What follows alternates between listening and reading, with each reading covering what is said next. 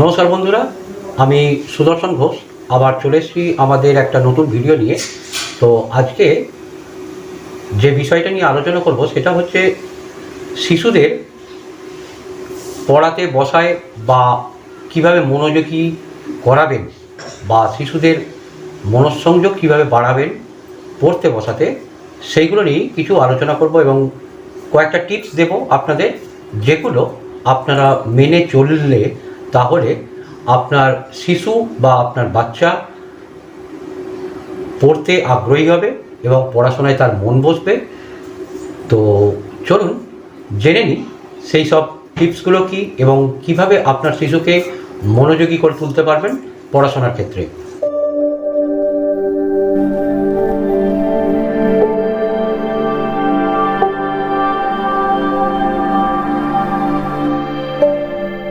তো ভিডিওটা খুবই আপনাদের খুব কাজে লাগবে, যাদের বিশেষ করে বাড়িতে শিশু বা বাচ্চা আছে আর যারা প্রাইভেট টিউশন পড়ান, তারা, আমি তাদেরকে ছোট করছি না, তবুও তারা যদি জেনে রাখতে পারেন বা যে কিভাবে একটি ছোট বাচ্চাকে হ্যান্ডেল করবেন এবং তাকে পড়াতে বসাতে আগ্রহী করাবেন এবং সে আপনার কথা শুনে কেনই বা পড়বে বা পড়াশোনা করবে, সেগুলো সম্পর্কে আজকে আলোচনা করব।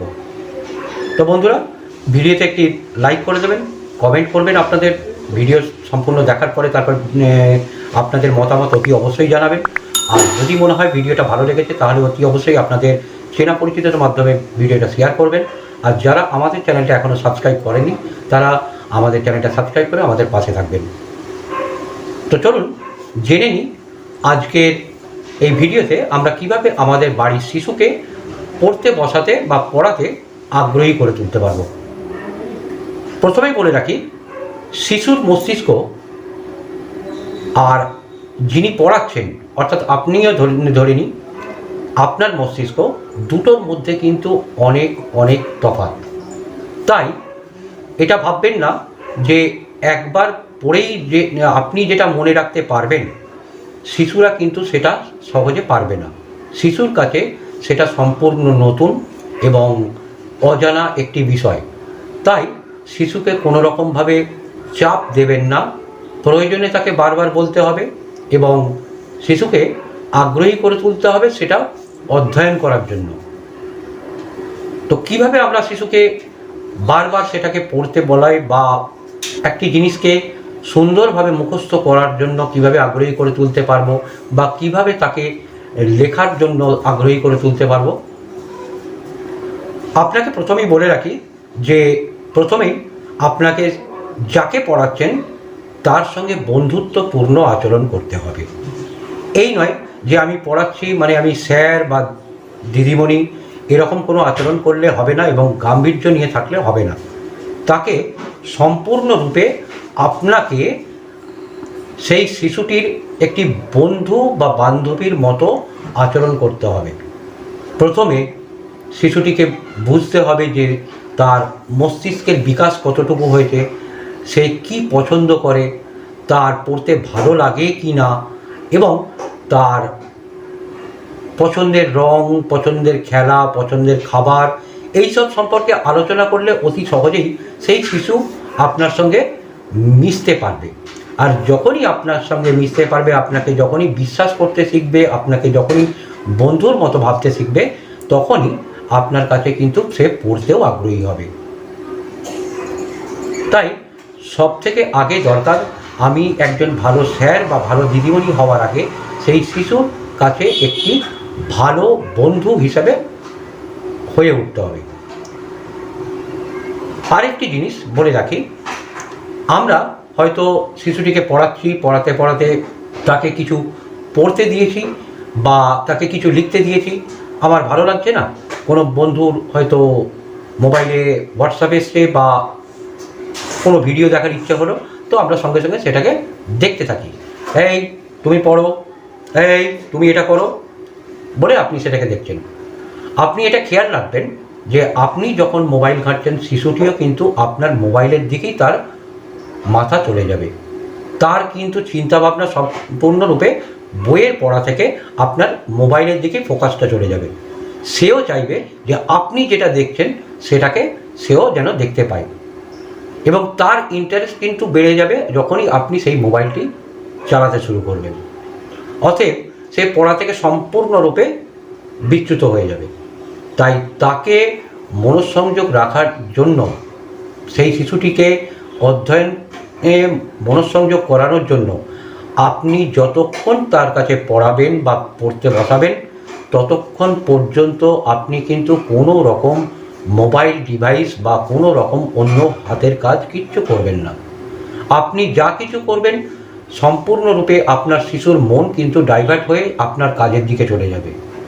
সে হয়তো কোনো কিছু খেলা নিয়ে খেলতে শুরু করে দেবে বা অন্য কিছু নাড়াচাড়া করতে থাকবে। সেও হয়তো পাশে যদি কোনো মোবাইল থাকে সেটাকে খুলতে শুরু করবে। আপনি হয়তো রাগবশত তাকে হয়তো দুটো কথা শোনাতে পারেন, কেন পড়ছো না, কেন মোবাইল দেখছো? আপনিও তো সেই একই কাজ করছেন। আপনি যখন শিশুটিকে পড়াতে বসবেন তখন সম্পূর্ণরূপে সেই পড়ানোর মধ্যেই আপনার মনঃসংযোগ যাতে থাকে, তবেই কিন্তু শিশুরও আগ্রহ বাড়বে, সেও কিন্তু সেই পড়াশোনার দিকে থাকবে। আর একটা জিনিস, বাড়িতে আমরা বাবা মা বা ঠাকুমা দাদু ইত্যাদি যারা বাড়িতে থাকি, একটি শিশুর বড় হয়ে ওঠার ক্ষেত্রে যেগুলো বিশেষ রূপে কাজ করে, প্রথমেই বলে রাখি যে শিশু প্রথম থেকেই শিখে ওঠে তার মায়ের কাছ থেকে, তার বাবার কাছ থেকে, তার দাদু ঠাকুমা ইত্যাদি বা ভাই বোন ইত্যাদি, অর্থাৎ সে তার পরিবারের থেকেই সব কিছু শিখতে শুরু করে।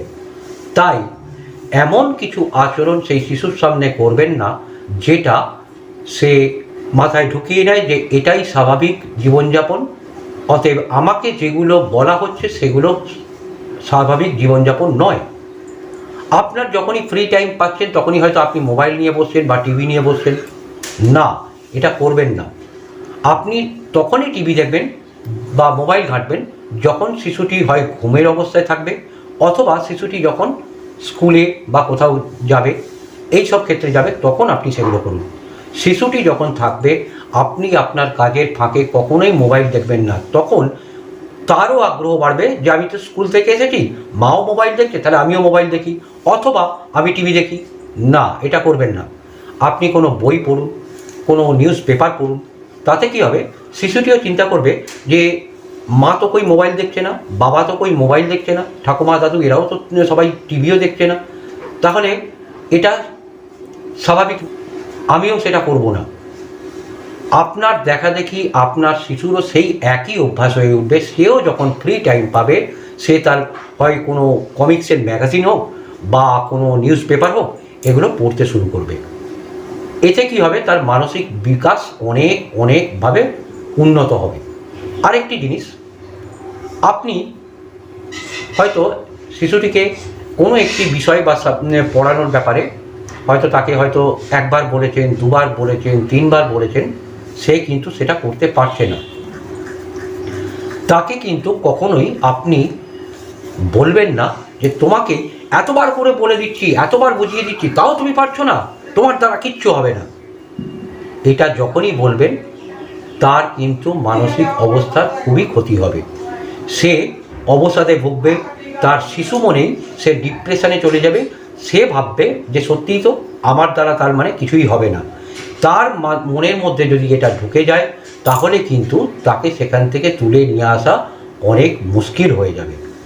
অতএব তাকে কখনোই বুঝতে দেবেন না সে পারছে না। তাকে এটাই বোঝান, হ্যাঁ নিশ্চয়ই তুমি পারবে, চেষ্টা করো, একবার না হলে দুবার, দুবার না হলে তিনবার, না হলে 10 বার করো, কিন্তু তুমি চেষ্টা করো, অবশ্যই পারবে। তো তাকে এইভাবে বুঝিয়ে আপনি তার মানসিক বিকাশের উন্নতি ঘটাতে পারেন, তাকে পড়াশোনার দিকে মনোযোগী করে তুলতে পারেন। তো বন্ধুরা, এই ছিল আজকের ভিডিও। যদিও আপনাদের একটুও মনে হয় যে আজকের ভিডিওটা খুবই এফেক্টিভ ছিল এবং আপনাদের কাছে খুবই ইনফরমেটিভ ছিল, তাহলে অতি অবশ্যই লাইক করবেন, কমেন্ট করবেন আর শেয়ার করবেন আপনাদের বন্ধুবান্ধবদের মধ্যে। আর যারা আমাদের চ্যানেলে নতুন তারা অতি অবশ্যই আমাদের চ্যানেলটা সাবস্ক্রাইব করে আমাদের পাশে থাকবেন। তো বন্ধুরা, দেখা হবে নেক্সট ভিডিওতে। ততক্ষণ ভালো থাকবেন, সুস্থ থাকবেন। নমস্কার।